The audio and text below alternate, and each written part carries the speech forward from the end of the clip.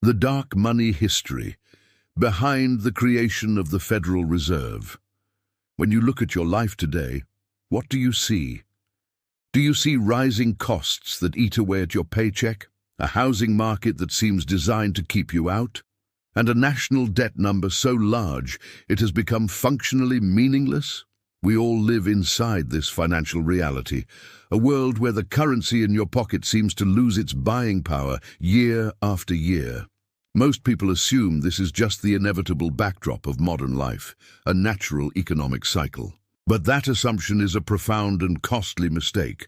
The truth is, the system you live under, the very machine that prints the dollars and dictates the cost of your future, was not created by accident, nor was it born from a noble democratic ideal.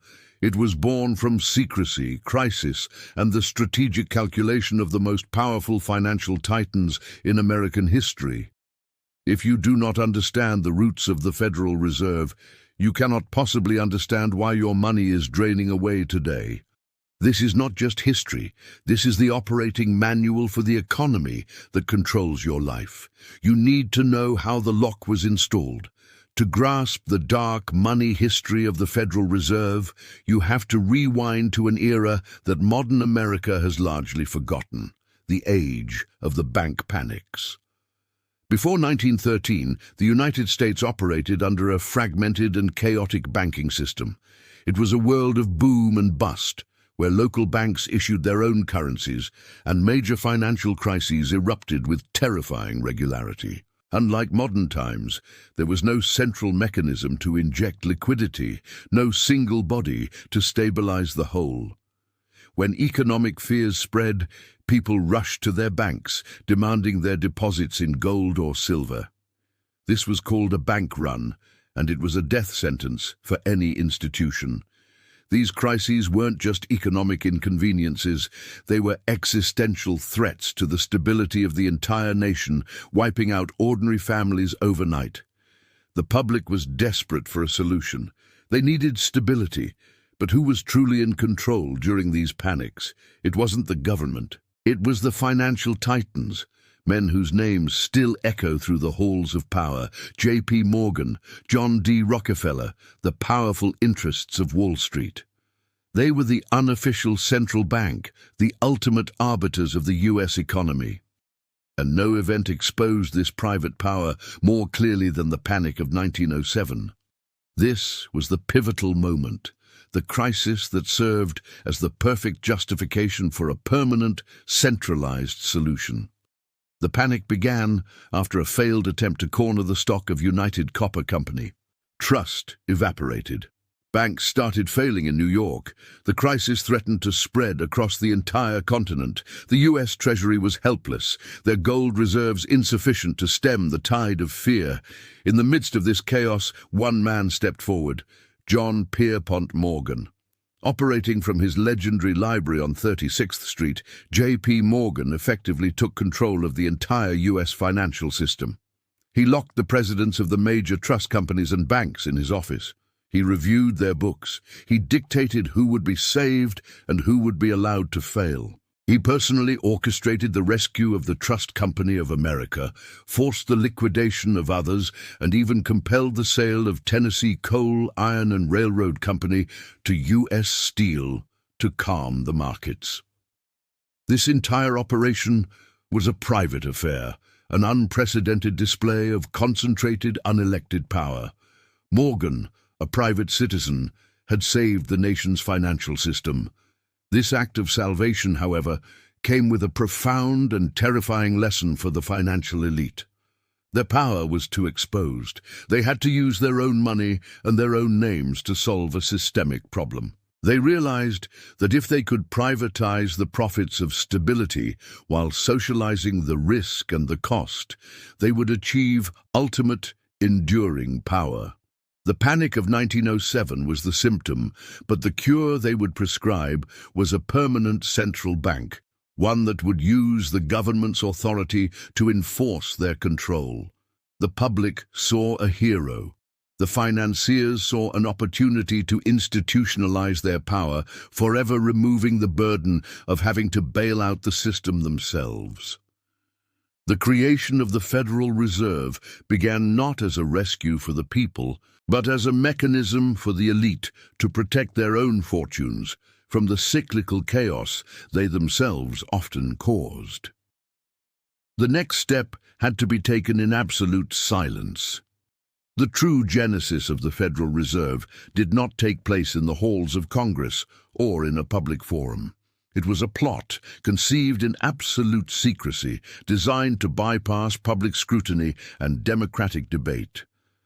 The setting was Jekyll Island, an exclusive, secluded luxury resort off the coast of Georgia, owned by a club of the wealthiest men in the world. The date was late November 1910. The group that met there was small, but their combined financial power represented approximately 1/4 of the entire world's wealth at the time. They arrived discreetly, using code names and avoiding any public notice, well aware that if the American public knew the true architects of this reform, the plan would instantly fail. Who was at the table? There was Senator Nelson Aldrich, a Republican from Rhode Island, and the powerful head of the National Monetary Commission. He was the political face. There was Apiat Andrew, Assistant Secretary of the Treasury, the government's official representation. But the real power was held by the financiers. Frank A. Vanderlip, President of National City Bank, now part of Citigroup, representing the Rockefeller interests. Henry P. Davison, a senior partner at J.P. Morgan & Co.'s, representing the Morgan interests. Charles D. Norton, president of the First National Bank of New York, and perhaps most critically, Paul Warburg, a German-born banker who had emigrated to the U.S. and was the principal conceptual architect of the plan, a man obsessed with replicating the powerful centralized structure of the German Reichsbank in the U.S. The fact that the most monumental overhaul of American finance was secretly drafted by representatives of the very Wall Street interests the public feared, is the central, dark paradox of the Federal Reserve's creation.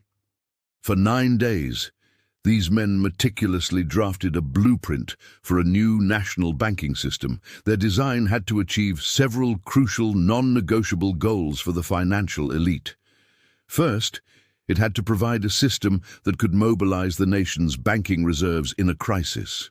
The problem, J.P. Morgan had solved personally in 1907, but crucially second, it had to create a body that would buy government bonds without having to raise taxes, essentially allowing the government to finance its debts through an entity that could create money out of thin air. Third, it had to institutionalize the control of the money supply in private hands, shielded from the unpredictable will of voters and politicians. Warburg's model was a central banking system. However, they knew that the name central bank was political poison in America, a nation historically suspicious of such concentrated power, fearing a repeat of the battles over the first and second banks of the United States. Therefore, the name had to be deceptive. The solution was the Federal Reserve System, a name that cleverly implied decentralization, suggesting a system of regional banks that served local needs, while the structure was, in fact, inherently and powerfully centralized. The legislative proposal that emerged from Jekyll Island was known initially as the Aldrich Plan. It was a highly centralized structure, immediately recognizable as a central bank, and it was quickly rejected by the public and by politicians who saw it for exactly what it was, a blatant Wall Street power grab. But the financiers were patient. They understood that the war was not lost, only the first battle, the battle of names, had been lost. They simply needed a new political front, a new spokesman, and a new label. They needed to make the Wall Street plan look like a populist victory. The essence of the plan, the mechanism for centralized control, and the ability to monetize government debt, remained intact. The secret negotiations, the carefully crafted terminology, and the deception surrounding the origins of the bill ensured that when the Federal Reserve Act finally passed, the vast majority of Americans, and indeed many of the politicians who voted for it, did not truly understand the foundational shift in power that was taking place. They were voting for stability. They were getting the institutionalization of debt. This secret history is more than just a footnote. It is the original sin of the modern financial system. When a system is born in the shadows, its true purpose is rarely what is advertised in the light. The men of Jekyll Island did not merely solve a banking problem. They installed the engine for the greatest wealth transfer in history, an engine that uses the slow, quiet power of inflation and the endless cycle of government debt to enrich those who control the issuance of currency. The next phase of this story reveals how the politicians were fooled, how the act was slipped through Congress, and how the core design principles, the ones drafted in secrecy, ultimately led to the creation of an economic environment where your hard work is silently taxed by the very institution sworn to protect your money. The plan, conceived in the secret corridors of Jekyll Island, was brilliant in its simplicity, but the execution required a masterclass in political deception. The financial elite knew that the American public would never accept a bill named after Senator Aldrich, a man deeply entrenched in the interests of Wall Street. They needed a democratic face, a figure who could sell the same concentrated power as a populist measure designed to protect the common man from the greed of bankers. This is where Woodrow Wilson, the newly elected Democratic president, became the crucial, perhaps unwitting instrument of the plan. Wilson had campaigned on a platform of dismantling the power of the trusts and Wall Street. He was the anti-establishment choice, yet the architects of the Federal Reserve, men like Paul Warburg, masterfully rebranded their central bank plan. They stripped away the name Aldrich Plan and repackaged the core mechanism into a bill that appeared to address the democratic demand for regional decentralized banking. It became the Federal Reserve Act. The key change was cosmetic. Instead of one monolithic central bank, they proposed a system of 12 regional Federal Reserve banks. This clever decentralization of appearance masked a profound centralization of control. The real power would reside not in the regional banks, but in the newly created Federal Reserve Board in Washington, D.C., a body whose members would be appointed, not elected, and whose ultimate policy would be dominated by the financial considerations of the New York banking district, the very interest the system was supposedly designed to check. The strategic legislative maneuver was as critical as the secrecy on Jekyll Island. The Federal Reserve Act was introduced and debated with intense pressure and an accelerated timeline. The political window was closing. To ensure passage before significant public opposition or detailed legislative review could organize, the act was pushed through during the final frantic days of 1913. The most critical vote occurred on December 23, 1913, just 2 days before Christmas. Congress was already thin, with many members having left Washington for the holiday recess, believing no major legislation would be finalized. This calculated timing, often referred to as a legislative sleight of hand, ensured that the vote was taken with minimal opposition present and maximum political exhaustion in the air. The bill passed with the appearance of overwhelming support, but the process was anything but transparent. It was a classic example of how entrenched power uses manufactured urgency and procedural tricks to enact long-term systemic change.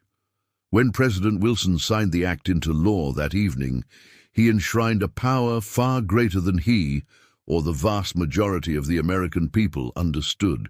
So, what exactly did the Federal Reserve Act institutionalize, and how does that mechanism directly affect your wealth today? It did two things that completely redefined the nature of American money. First, it granted the Federal Reserve the power to create money from nothing. This is the core engine of inflation. Before 1913, the money supply was limited primarily by the amount of gold or silver held. With the Fed, the money supply became elastic, controlled by the board. When the government or a major bank needed money, the Federal Reserve could simply buy government bonds or other securities. Where does the money come from? It is created digitally, with a few keystrokes on a computer. This ability to monetize debt means the government never truly has to balance its budget. It can simply borrow from the Fed, and the Fed creates the money to finance the debt, pushing the cost onto every citizen through the gradual, silent tax of inflation, which devalues every dollar you own. Second, the Act cemented the practice of fractional reserve banking. This practice allows commercial banks to loan out money that they don't actually possess. If the reserve requirement is, for example, 10%, a bank that receives a $1,000 deposit can immediately loan out $900 of it. The borrower then deposits that $900 into another bank, which in turn loans out $81, and so on. This recursive process multiplies the money supply, creating vast amounts of credit and debt that are based on a small foundation of real money. This mechanism, now supervised by the Fed, is the turbocharger for the perpetual debt economy. It means the system is structurally dependent on an ever-increasing supply of debt. The goal of the system is not financial stability in the classical sense, but debt stability, ensuring the pyramid of credit doesn't collapse. Because if it does, the underlying wealth of the very elite who created the system is at risk. Your mortgage, your car loan, your credit card debt, all of it is built upon this fractional reserve mechanism, a tool that was formalized under the guise of stabilizing the nation's currency. The true genius of the Jekyll Island plan was not in the mechanics, but in the illusion of government control. While the Federal Reserve Board is technically a government agency, the core operational power resides in the 12 regional Federal Reserve banks. These regional banks are privately owned by the member commercial banks in their district. They issue stock to their member banks and pay a statutory 6% dividend. These private shareholders, the major financial institutions of the country, control the regional banks, which in turn have enormous influence over the Federal Reserve System. This structural hybrid, a government facade over a private engine, is the key to the entire operation. It allows the system to operate with the sovereign power of the government, enforcing rules, minting currency, dictating policy, while simultaneously maintaining the profit motives and insulation of a private corporation. This is why the Fed is often described as a cartel of private interests operating under a government charter. They have privatized the seigniorage, the profit from creating money, and socialized the risk of the resulting inflation and debt. This dual nature is the master trick that keeps the public from truly understanding who is in control of their financial destiny. It's the ultimate financial trap, and it was engineered in 1913. The moment the Federal Reserve Act was signed, the United States financial system ceased to be one based on limited, hard money and became one based on trust and debt. The financial tricks used by ancient empires, which saw them slowly reduce the metal content of their coins to finance wars and bureaucracy, were now modernized and institutionalized. Instead of physically clipping coins, the Fed could simply increase the money supply, achieving the same result, a silent, invisible transfer of wealth from the saver and the worker to the government and the financial elite. This engine was created just in time for the greatest conflict the world had ever known, a conflict that would immediately expose the true expansive power of the new monetary system and demonstrate exactly why the financiers were so eager to have it in place. The system was about to be stress-tested, and the results would permanently shatter the gold standard and change the rules of global finance forever.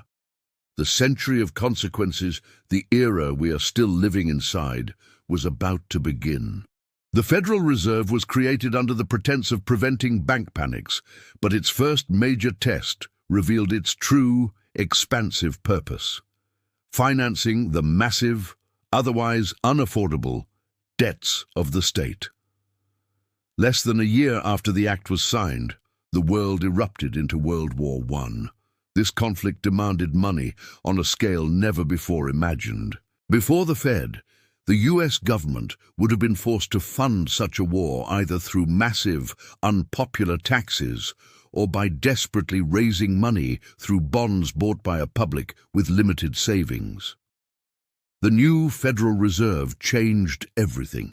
It provided the ultimate financial bypass. Suddenly, the US government and later the Allied powers had access to a machine that could monetize war debt. The Fed could purchase government bonds and, in effect, create the necessary money out of thin air to cover the costs. This was a direct, immediate application of the system's power to create elastic currency. Without the Federal Reserve, the sheer financial burden of WWI would have likely limited America's involvement or forced a much quicker end to the conflict. The Fed, designed to stabilize, quickly became the engine for unlimited war finance. This ability to separate the enormous cost of war from the immediate, painful reality of taxation was the first great demonstration of the system's insidious power. It was a clear signal that the financial rules had changed. Governments could now spend first and silently tax later through inflation. This pattern, the use of the central bank to fund political ambitions, wars and bailouts, would define the next century. The decades that followed saw the Fed's power wax and wane, but the system's structural integrity remained. When the Great Depression hit, the Fed, initially designed to provide stability, was criticized for both allowing the Roaring Twenties to inflate and for contracting the money supply too severely afterward, turning a sharp recession into a catastrophic decade-long collapse. But crisis is always opportunity for centralization. In 1933, under the pressure of the Depression, President Franklin D. Roosevelt took the next momentous step, further separating the dollar from its tether to reality.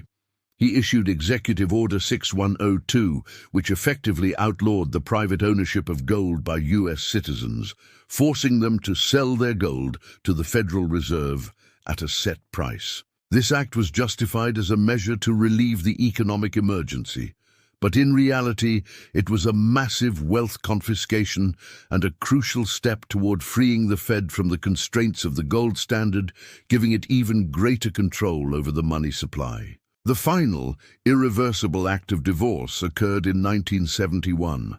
For years, the dollar was still technically tied to gold internationally, a system known as the Bretton Woods Agreement. Under this system, foreign nations could theoretically exchange their dollar holdings for a fixed amount of gold from the U.S. Treasury. However, decades of deficit spending, fueled by the Fed, had massively increased the number of dollars in circulation far beyond the gold reserves held at Fort Knox. The world knew the U.S. couldn't honor its promise. Finally, under President Richard Nixon, the U.S. unilaterally announced the temporary suspension of the gold convertibility of the dollar. This move, known as the Nixon Shock, was the final step in the long march away from hard money. The system that began in secrecy on Jekyll Island was complete. The dollar became a pure fiat currency, backed by nothing but the full faith and credit of a government that had just demonstrated its willingness to break its promise. The handcuffs were off the Federal Reserve. It was now free to print without limit. We are living in the direct, inevitable consequence of that 1913 decision and the subsequent actions of 1933 and 1971. Look at the numbers today. The U.S. national debt is not just a number, it is a direct function of a system that allows government to spend without real-time accountability. Persistent inflation is not a cosmic accident. It is the predictable, systemic output of an institution whose very design makes currency expansion its primary tool. Bailouts for banks deemed too big to fail are not acts of mercy. They are the modern equivalent of J.P. Morgan's 1907 rescue, but now the cost is borne by the public via debt and currency devaluation, not by the private fortunes of the financiers themselves. The dark money history of the Fed is the reason your savings must constantly run a marathon just to stay in the same place. So, what is the lesson for you, the person trying to build a secure future in an economy defined by these historical financial traps? The fundamental lesson is that you must never assume stability is permanent just because the authorities proclaim it.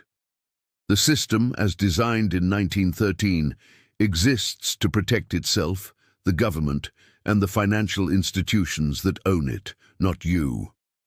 Real wealth, the kind that survives these systemic cycles, is not found in the paper promises of the debt economy. It lies in assets that hold value when the currency does not. Productive skills, equity in real businesses, tangible resources, and knowledge. The ultimate financial protection is the ability to recognize the historical pattern. Debt builds, politicians deny, crises erupt, and wealth is transferred from the many who are ignorant to the few who are prepared. The Federal Reserve was a clever, necessary invention for the world's most powerful financial elites. Understanding its true origins is the first and most crucial step in ensuring you are not a permanent victim of its continuous, quiet operation. The choice is yours. Be crushed by history you ignore, or rise above the cycles you understand.